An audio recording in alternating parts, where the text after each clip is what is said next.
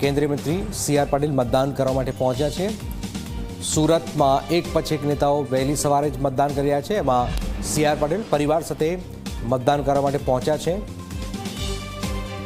સુરતના દ્રશ્યો, સુરત કોર્પોરેશનની ચૂંટણી અને સુરતની અંદર સી.આર. પાટીલ, કેન્દ્રીય મંત્રી સી.આર. પાટીલ પરિવાર સાથે, એમના ધર્મપત્ની સાથે, એમના પરિવારજનો સાથે મતદાન કરવા માટે પહોંચ્યા છે। આપ જોઈ રહ્યા છો દ્રશ્યોની અંદર। સ્થાનિક સૌરાષ્ટ્રની ચૂંટણી યોજાઈ રહી છે ત્યારે ગરમીનો પારો પણ વધ્યો છે ત્યારે કેન્દ્રીય જળશક્તિ મંત્રી સી.આર. પાટીલ સાહેબ છે આપણી સાથે। સર, મતદાનનો માહોલ છે, શું અપીલ મતદાતાઓને? મતદાનનો માહોલ સ્વાભાવિક, મતદાનનો દિવસ છે એટલે માહોલ સ્વાભાવિકપણે રહેવાનો છે, પરંતુ દરેક વ્યક્તિ પોતે નક્કી કરે કે મારે મતદાન કરવું પણ છે અને કરાવવું પણ છે। મતદાતાઓ જાગૃત થાય અને એના કારણે ઉમેદવારો પણ જ્યારે ચૂંટાશે ત્યારે એમને આ મતદાતાના જાગૃતિને કારણે એમણે પણ સતત કામ કરવું પડશે અને વિકાસના કામો, સારી ક્વોલિટીના કામો બને એના માટેના પણ પ્રયત્ન કરવા પડશે અને એના માટે મતદાન કરવું અત્યંત જરૂરી છે।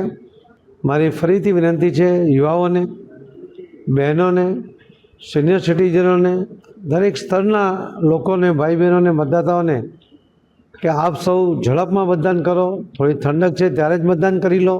થોડું મતદાન ગરમી વધે તો પણ મતદાનનો અધિકાર ટાળતા નહીં, એવી પણ મારી વિનંતી।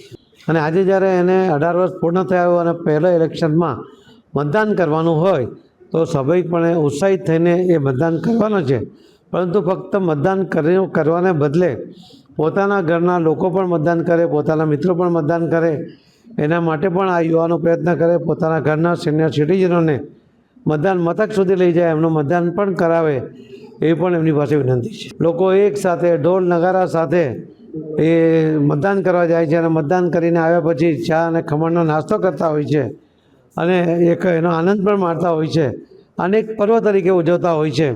અને એના જ કારણે સુરતમાં મતદાતાઓ ભેગા થઈને મતદાનના અધિકારનો ઉપયોગ કરતા હોય છે।